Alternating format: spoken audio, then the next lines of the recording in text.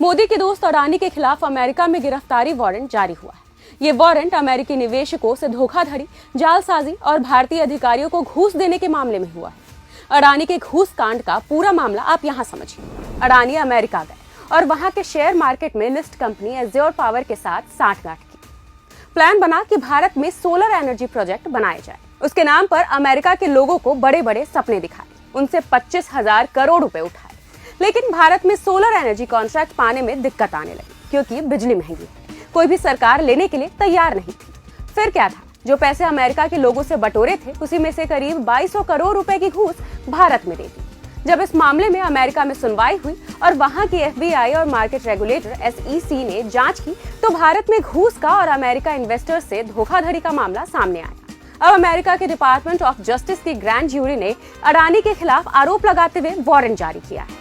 2 साल से चल रही इस जांच में यह भी सिद्ध हुआ है कि अडानी ने भारत के मार्केट रेगुलेटर सेबी से भी झूठ बोला था। कितने कमाल की बात है, हिंदुस्तान में झूठ और घूस देने के मामले में अमेरिका में कार्यवाही तो हो रही है, लेकिन नरेंद्र मोदी के रहते हुए अडानी भारत में बिल्कुल सेफ है।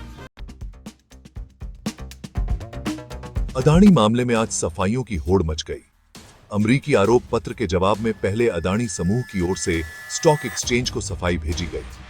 फिर कुछ ही घंटों में एक के बाद एक वरिष्ठ वकील मुकुल रोहतगी और वरिष्ठ वकील महेश जेठमलानी ने भी मिलते जुलते तर्कों से बयान दे दिए। गौतम अडानी की कंपनी को न्यूयॉर्क फेडरल कोर्ट में गंभीर आरोपों का सामना करना पड़ रहा है।